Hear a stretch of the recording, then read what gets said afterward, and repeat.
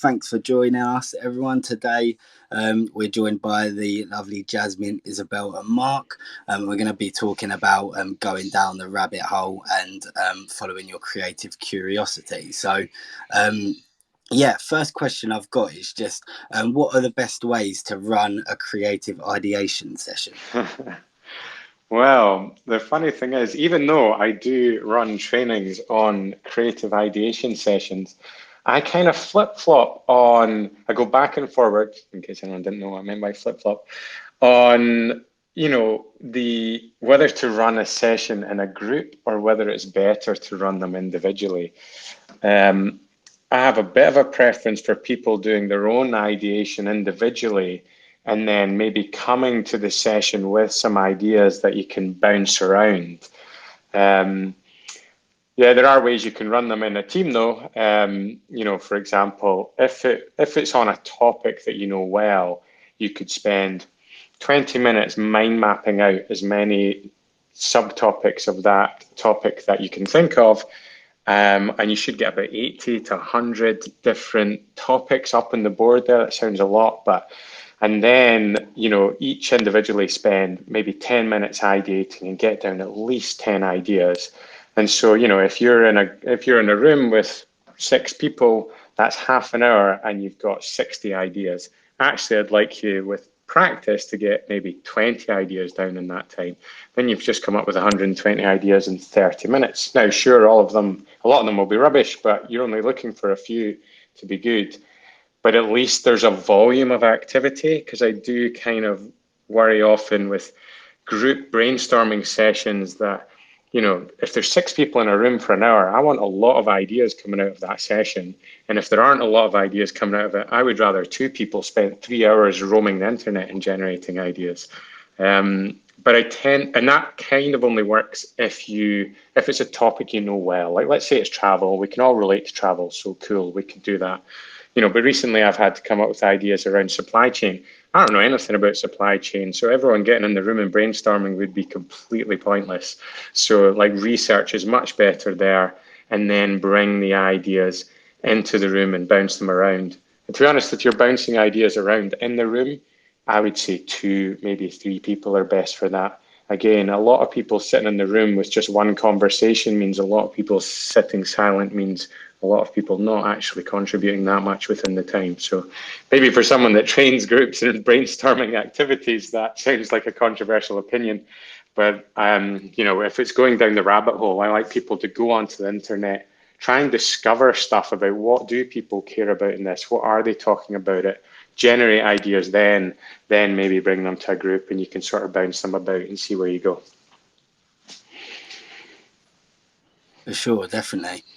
Yeah, I mean, following on that, I think it's a good idea to, as Mark was saying, trying to focus on one concept at a time. So focus on that main idea that you have and then break it down into further subtopics and see what you can do with those ideas, and then maybe bring that into a smaller group of people to discuss further, to really like drill down into the best story that's from the idea. Yeah, I'd agree with that. I think sometimes when you first have a quote unquote idea, it's not really an idea. It's usually more like a woolly concept or a sort of mini subtopic. And yeah, like Jasmine's saying, there's a lot of, you can then still pull that out and bounce it around and try and find out the most interesting angles. Yeah, which is quite useful to do within a group setting, small group, but that can be useful. For sure, definitely. So yeah, sort of answered it a little bit there as well. But so how can, obviously with ideation sessions, you've only got a certain amount of time. So how can you use this time to develop your best ideas? Take more time. Actually, this is something like, ultimately it's been my job for quite a while to come up with ideas, or maybe it's training people to come up with ideas. And this is something that, unsurprisingly, given that's my focus, I can go on a bit of a rant about. I'll try not to. But I think we do tend to undervalue ideas, and you can tell that by the amount of time individuals are given to put into them. Like, it is very common to only.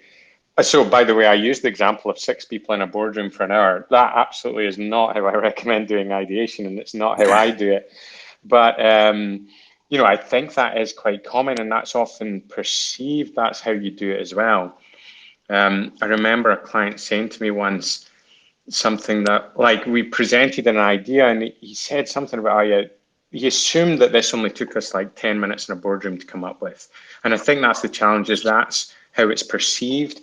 And then so people think you're kind of paying for thin air or a bit of quick time, versus there might be a piece of content that you will happily pay a designer days and days, maybe even over a week to design, a good amount of time going into data, a good amount of time going into development, maybe promotion. Yeah, the people coming up with the idea only get an hour. So I've forgotten your actual question. But yeah, my first point is, actually put more time into it. What was your actual question? Yeah, no, similar. Just how you can use the time to develop your sort of best ideas and what you can do to get the best ideas out of your ideation sessions. Cool. I'll let someone else jump in, so I'm not hogging this one, but I can come back and give you more of an answer. Brilliant. I think as well, potentially remembering to step beyond the obvious solution, so look at the wider picture, have a different perspective on things, and think about really what kind of your audience are looking for as well from that kind of point of view. So just thinking outside the box a bit more, and then use those ideas to fuel further innovation. I definitely agree with that. Like, you have to think of, if your audience is looking for something in particular, then you've got to make sure that we're doing a relevant piece for them. Just because otherwise, you could be doing a great idea, but then it's not relevant for the time. So, just making sure that you are doing something that's going to work for now is always good. So, yeah. Yeah, I mean, over time, I've developed a framework that I kind of put all my ideas through. So you might have initial phase of research and brainstorming, and then somehow you filter those down into the ideas that you think are most promising. And like I said earlier, they're probably not an idea at this stage. There'll be some fluffy, amorphous thing that you think there's maybe something in, there's something resonating with you there, but you really still need to spend the time carving it out. And, so you might want to go away and figure out, what is the idea going to be? Like, what data is it going to contain? What angles is it going to reveal? You also want to check that it meets your brief, it meets the sort of relevant criteria for your client. Think about which publications you're going to go to. Check that they actually write about this thing. And also check that this specific thing, this specific angle, this specific topic is something that people care about. I usually chuck it through BuzzSumo for that. And I mean the very specific things. So I've seen plenty of people, maybe come up with an idea about, let's say it's football, and they go, oh, lots of people like football, therefore they'll like this idea. No, like, what's the specific idea, and do they definitely talk about that thing? Is that something that regularly gets talked about, that people engage with? So, because, a good idea is going to be, like, resonant, relevant, and different. People care about it, so hopefully you can find examples of it being written about a lot, it being shared a lot. Relevant to the client, you'll have established what your kind of strategy and parameters are there. And different, and a big one I always do as well, is go out and get somebody to research and say, has this definitely not been done? And then what is it, or what's actually a better way to do that is, what's the nearest thing to this that's been done? And then find out, hey, like, if it did well, did anyone care? And also, like, what are we bringing that's different? And is this going to, is that something people care about? So it's quite a bit of time, but if you don't do that up front, I typically find you're gonna run into a problem somewhere. If you haven't done your full thinking, you might run into a problem in production when you realize, we haven't really thought this through. I don't actually know what this thing is, or I don't know how we're going to do it, or actually, look, it's already been done. It's amazing how, I ran into that not that long ago. You think I wouldn't have these, but sometimes you skip a stage and then you're like, wait a minute, this story's already out there. So you can either run into issues at production, or even go all the way and run into issues at promotion. So I tend to sort of use the mantra, like, pain up front. Yes, this is a bit of a pain in the ass to do at this stage. It takes more time, it takes more effort. But if it's all too easy at this stage, chances are you've got some pain coming down the line. So that's how you select your ideas. Maybe you boil it down to maybe 5, 6 that you think you're going to do, and then you go away, put them through the framework, come back together, ideally, when you've put them through that framework, pitch them to someone else in the team that hasn't heard the idea and isn't attached to it, just to check if you've fallen in love with your own idea, see what they make of it, and make sure that it's sounding clear and compelling and different. Definitely brilliant.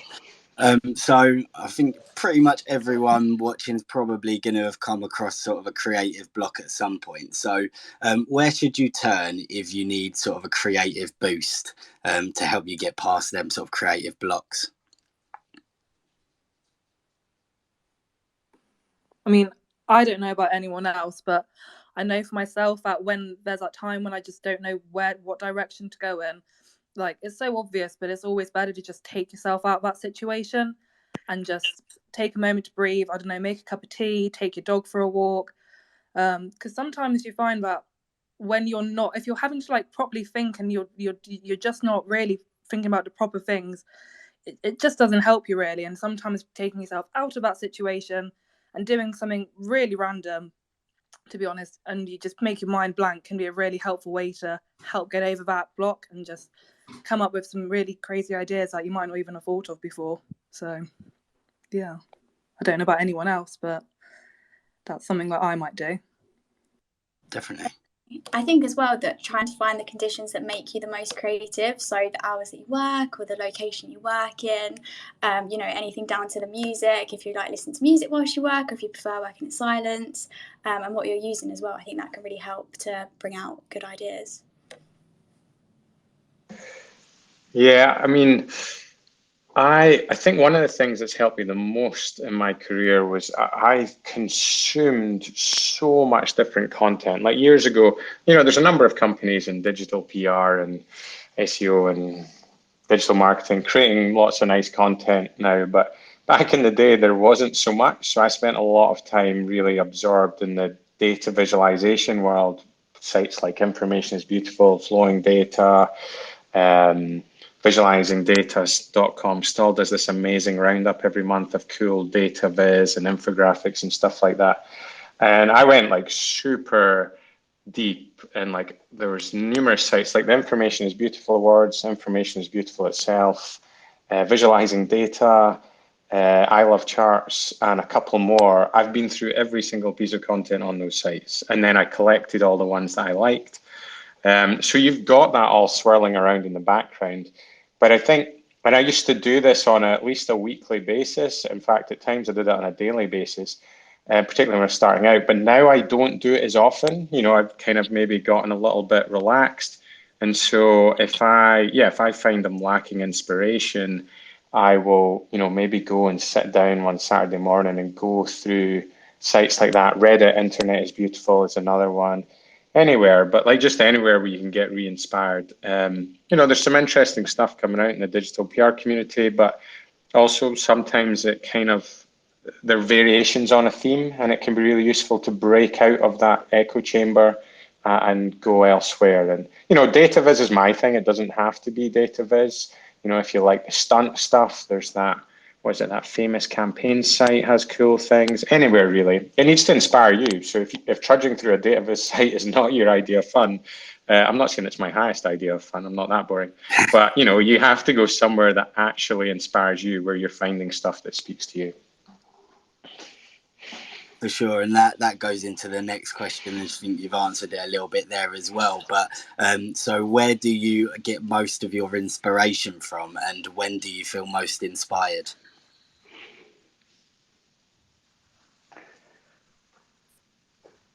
Oh, I've still got mine on, so I guess I'll keep going. Yeah, I mean, I suppose I have answered that a fair bit in terms of the sources of sites there. When do I feel most inspired? Yeah, I wish I could turn it on at any random point. I find sometimes I do my best research towards the end of the day when I'm a bit brain fried, and it's just something you can do whilst almost doing it like a little unconsciously, and then just fill your brain with that stuff, and then kind of set in mind, right, I need to start ideating around this. And you will capture some ideas as you go, But then first thing in the morning, even though I'm not really a morning person, I think just getting up, you've left it time to stew overnight, and you do it before you get distracted and worn down by everything else that crops up. And actually, maybe partially because I'm not a morning person, that period before you drift off to sleep or as you're waking up, they've got names like hypnagogic state and something else I can't remember. But like, your conscious mind is a little less active, so your unconscious has a little bit more chance to come to the fore. So I do actually find the morning quite good, even though I'm absolutely not a morning person. Definitely with you there. Far from a morning person, but completely get where you're coming from. I really like taking screenshots as well. So if anything that I find like social or online or anywhere like that, just taking like a screenshot of it, adding it to a random like photo album on my phone, and then going back through them after when like I'm ready to relook at them or looking for something specific. I think that's quite a nice way to keep track of what you've seen, what's already going on, and how you can enhance that even further. I definitely agree with that. Like on my phone, I've got my notes section is just full of anything and everything I come across, because otherwise, you're just going to forget, and then you'll never remember. So it's just when it comes across, it's always better to just put it down, write it down, even in your notebook, phone, whatever. And then I like the idea. I mean, I know Mark said you're not a morning person, but I agree with that sort of like you sleep on the idea. And that I think just if you just give it time, that's when it starts. You can start then like formalizing a better approach of what you want to do and getting that idea to make it into a bigger piece of work, really. So yeah. There's an interesting point on that, what you just said there. There's one thing I've noticed, so obviously I've trained a bunch of people in coming up with ideas, and I've worked with a lot of people coming up with ideas. And I think, if you leave it in the back of your mind, then it continues to work on it. It's a very kind of documented part of the creative process. But I have noticed that I think there is a slight distinction in there as well. It's that if you start the process, so you fill your mind with what it is you're going to be working on, you do your research, you do whatever, but then also you have to leave the door open. You have to consider the job isn't done. So like if you go into a group brainstorm, there's people that will leave that brainstorm and they think they've done it, job over, now I'm going to get on with the next thing. And there's other people like me and others I've worked with who never consider the job done, and they're continually wanting to come up with ideas. And I think that's actually a really important part of it. Your mind has to think that this is something that it's still got to work on until you've found the answer. Whereas if you think, job done, I've done it, then that part doesn't really kick in. No, definitely. So have you adapted any habits that make it easier to come up with great ideas? Collecting more of the stuff that you like, creating your own swipe file. I think we've kind of covered that in various ways. But also breaking them down. What is it that you like about this? Thinking really quickly, like, how did they do this? Like, what's it made up with in terms of data? What is it about the way they've presented it? How does it tap into something that people care about? So you've got the angle, the hook, the content itself. And even thinking about how might they have come up with this? Like maybe they saw another piece and that inspired them. Maybe they were researching and realized there was a story around this topic, and they thought, what if we did this instead? If you start to think about, break it down both in terms of what it's what it's composed of, sort of vertically, if you will, and then horizontally, how might they have got there? How might they have caught up with it? It's almost like doing the mental rehearsal, so that by deconstructing the process and deconstructing the actual idea, you're kind of teaching yourself and doing these kind of practice run-throughs of how to generate these ideas. And then, when you come to do it, you then also have, like, your mind has more information, it has more patterns that is deconstructed. And it's also just helpful that you're managing to break it down beyond, I like this, I don't know why I like it. You're digging in that a little bit deeper and deconstructing it a little. Definitely. We've also had a lot of training sessions with Kirsty Hulse as well, and she kind of resonated with us that when we're relaxed and doing things we enjoy, we're more likely to produce those better ideas. So essentially, when we've got more space to think rather than the flow of work, we're more likely to come up with those campaign ideas that are really going to smash it. Definitely. Yeah, that's an interesting one. I was speaking to my colleague the other day, and he thinks he comes up with his best ideas when he's right up against the deadline. That is absolutely not the case for me. I can think of the amount of times I have rushed an idea through because we needed one, and it just being far from our best. Like, that's definitely not true of me. I think you need that time to come up with them. Also, just that time to make sure you're coming up with the best that you possibly can, even if you have some early ideas.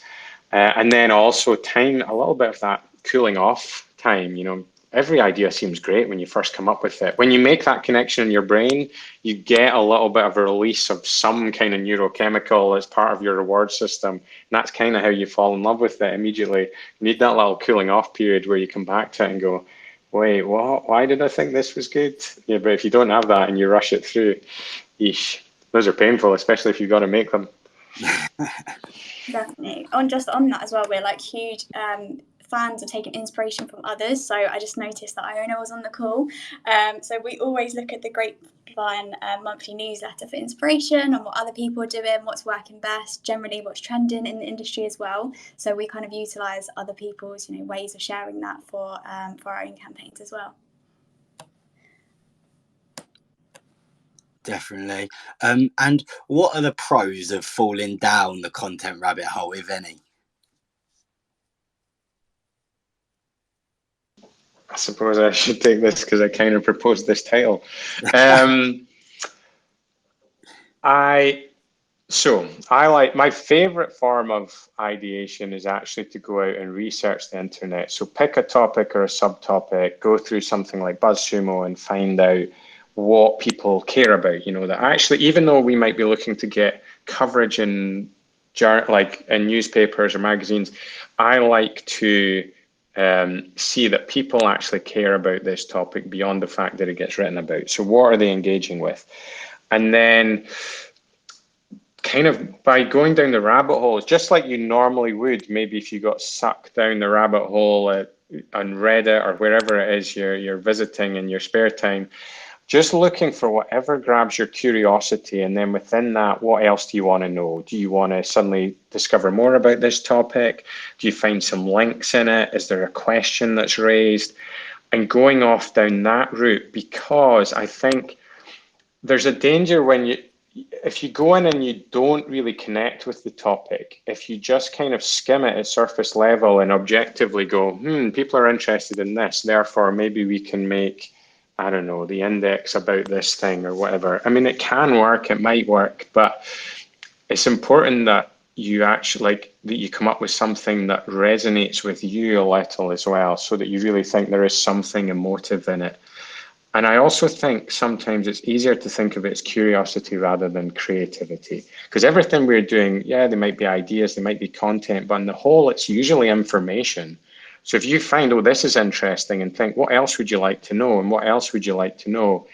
And if somebody hasn't answered that question, the thing you would like to know about that topic that's current, that people care about, if you can answer it, then there's your piece. So it's really about your curiosity, both in terms of engaging with the topic and thinking about what else you'd like to know. That in itself can guide you to a content that's resonant and different, because it's resonating with the audience, it's resonating with you. You're asking questions, and suddenly if some of them haven't been answered, then there's your opportunity. Definitely. I think from our perspective as an agency as well, it's really important for us to understand our client and their audience too. So we kind of avoid that rabbit hole that they might not want to go down. More so from like an approval and sign off process as well. It just really helps to make sure that the campaigns flow in a nice way, that we can get things out that are creative but also relevant to what we need to be sharing. For sure. Perfect. So where do people often go wrong, and what are some of the best ways to overcome creative blocks?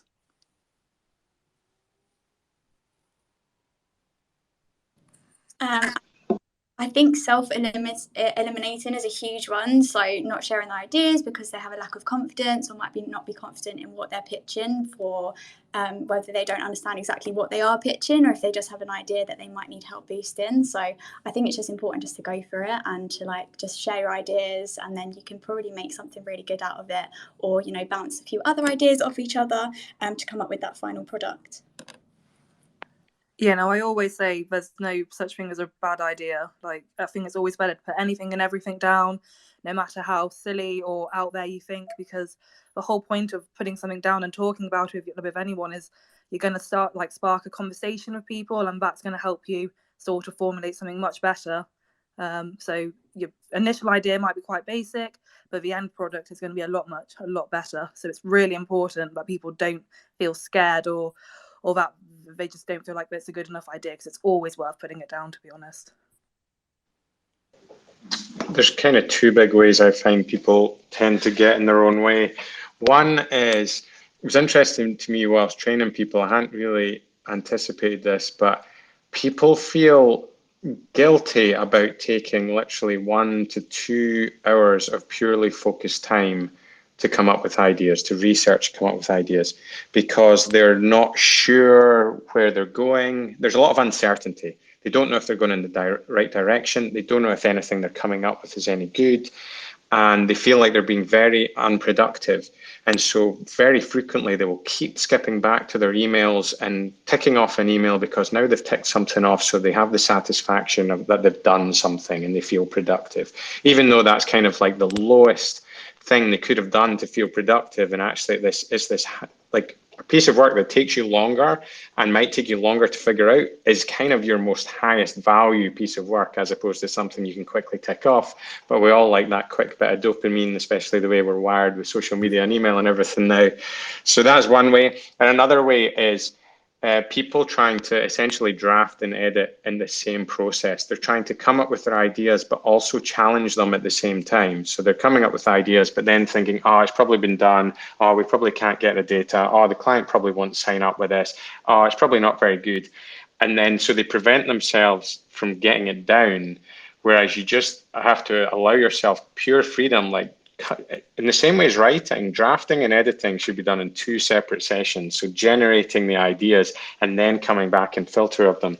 2 separate modes of the brain, 2 separate modes of operation should be done in 2 separate timescales. So give yourself the freedom to wonder, to follow your curiosity, to come up with ideas. Even if they're rubbish, most of them are. That's the point. Yeah, I come up with 60 to 80 in every ideation before I proceed. Most of them are crap. More than 70 of them are going to be crap, but that's not the point. You're just doing that to allow those few ones to get through. Definitely, and I think you've all given some really good advice throughout all of the questions. But the final question here is just, what piece of advice would you give to somebody starting off their career in the creative industry?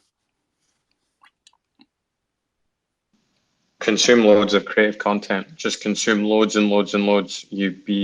And keep a file of what you like, because it's amazing how just having that all swirling around will allow you to connect the dots later.